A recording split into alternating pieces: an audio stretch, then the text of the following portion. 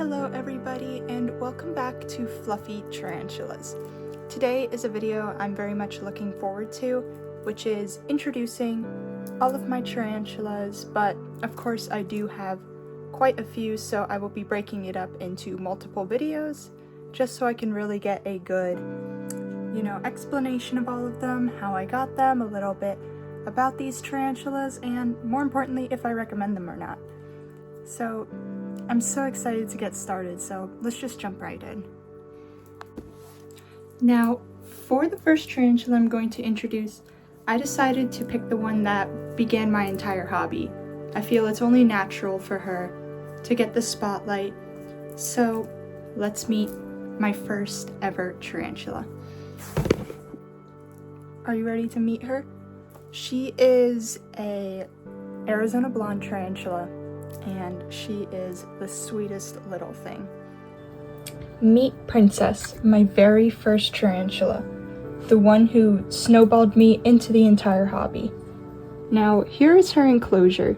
Originally, I had her in something different. I used an enclosure that the store recommended. The pet store I got her from recommended, and it ended up not being a very good fit for her.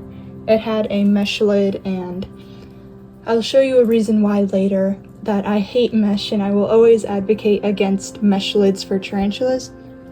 But this is her current enclosure. She has done very well for the around 4 years that I've had her, and she even had a 2-year fasting phase. This is one species I would claim would never bite. She's rarely threat posed. She usually just sticks her abdomen up when she's bothered, and she's maybe kicked hairs once in her entire life. They don't really move around much, but I think they have beautiful colors. I love the tan head mixed with the brown body, and they are just beautiful. She's always been a sweetheart. She does dig a little bit of a hole, so I would give this species a little bit more substrate if you were to get one. And this species is definitely a handleable species. In my opinion, it's probably one of the only species that I would handle, but of course I don't really recommend handling tarantulas, just not to stress them out. But that is Princess, my first ever tarantula. Now, it did concern me a little when she started fasting because I was new to the hobby and she jumped into fasting around 4 or 5 months into my care for her or so. And it caught me very unexpected. She stopped eating, but I assumed that she was going to molt. And she just didn't molt, and she did not continue to eat. After a while, I learned that this species is notorious for fasting. The females can go years without eating, and I think I had an extreme case where she did not eat for 2 entire years. And she's not my only tarantula that's done this, surprisingly. But she started eating again, and she's very happy, she's very healthy. She's still got a lot of sass in her, and overall, she's been a very lovely species to have. The next tarantula on my list is having a bit of an attitude right now. I recently changed her water dish into one that is a little heavier so she can't flip it over, but she wasn't having any of that. She filled it with dirt, and she stormed off into her cave when usually she's out and about, sitting in a hole or something that she dug. But let's meet 7, my reason for hating mesh lids. Now, since she's hiding, I'm just going to use a little technique to lure her out a bit more, even though she's a little curious as to why I'm messing around her enclosure. You see her water bowl that used to be full, now full of dirt, a lot of anger here kicking around the dirt. But I have a mealworm pupa here to feed her. She will love this, so let's just toss it in. She's a very reactive feeder. Oop. She might be confused that it doesn't move. So let's see if she might attack this brush. Let's see. There we go. See? Very much is a reactive feeder. I do not recommend this species for beginners, even though most people say that they are a beginner species. I think, especially my experience with mine, she's a little too jumpy for what I would consider a beginner species. Ideally for beginners, I would like a friendly tarantula one that isn't too fast and isn't too scary. But this species is beautiful. I just think you may want a little more experience before owning one. Now, my one sad story with Seven is whenever I got her from somebody who previously did not take care of her well. They actually had a bad lid and they were handling her a lot, and she ended up losing one of her legs, specifically this one. You can see it's a little smaller than the rest, but after a year and a half, she's basically grown it all back.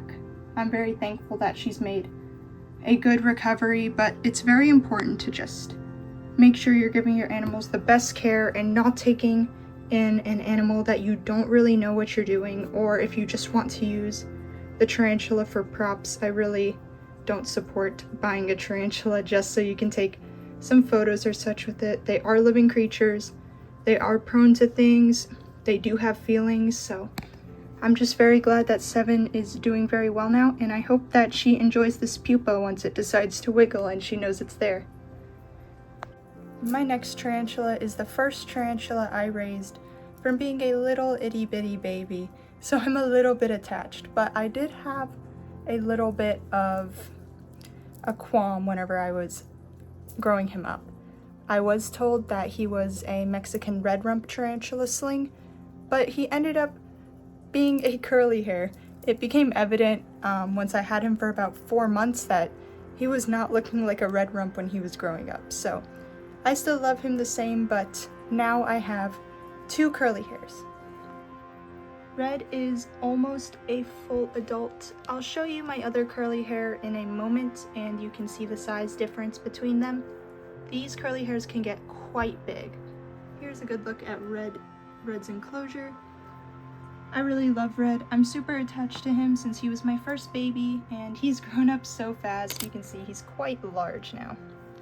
He's a very responsive eater, and I would definitely recommend curly hairs as a beginner species. They're very friendly, they're just a delight, and I never really had any issues with curly hairs. I haven't even really been kicked, but they do live pretty long, so, well, as with any female tarantula. So I would look out for that if you were planning on getting one of these, but otherwise, this is a fantastic species to keep. I really recommend it. Now, the next tarantula is my second curly hair tarantula and also the second tarantula I've ever kept. So we will meet her, and she's also a tarantula who has fasted for around 2 years, but you'll see that she was pretty content with it. So let's go meet Fuzzy. Now, here's Fuzzy. She doesn't really like to move from this spot too much. I'm not sure why she doesn't hide inside her cave or such, but she really enjoys this spot, and this is pretty much where you'll find her all the time.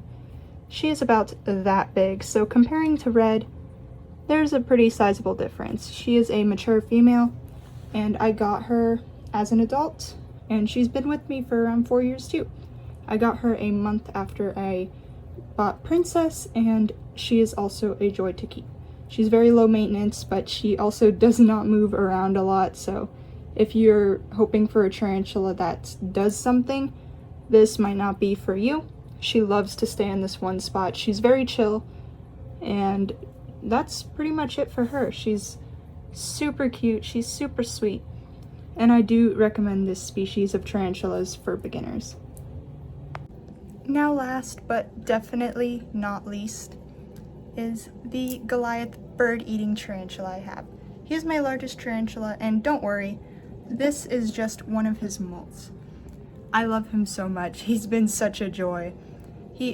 I'm pretty sure he's a mature male, so he is reaching the end of his time, but I've had him for about 2 years, and he is so silly. He's very much an intense species though, so I would not recommend getting a stirmi unless you are more experienced. They are very cranky. They can be cranky. They're very fast. They love to jolt. They're kind of unpredictable, so you'll definitely want to look out for that. Now, Goliath's enclosure is the size of most of my other enclosures combined, so he definitely gets the most space. He's a little spoiled princess, but he deserves all of it. He's got a huge water bowl back here, couple pieces of wood to hide. This one's hollow on the inside so he can crawl, and he's got some space to hide here, a little bit of decoration, but if I put my hand down here, you can get an idea of how big he is. Also, he's just a little bit bigger than that molt I just showed you. Now, thank you all so much for tuning into part 1 of this little series I want to do introducing my tarantulas and my personal opinions and experiences with them. And if you enjoyed this video, make sure to like and subscribe. I am a new channel and I'm just starting out, and I would love to build a small community of tarantula lovers, enthusiasts. Even if you don't have a tarantula, if you appreciate them, you're very welcome here. So thank you for tuning in. There will definitely be more parts to this video. I have around 22 tarantulas right now and a couple of other critters that I would like to talk about, such as like the tailless whip scorpion. I think is super awesome. So thank you guys for tuning in, and I'll see you all a little bit later. Goodbye.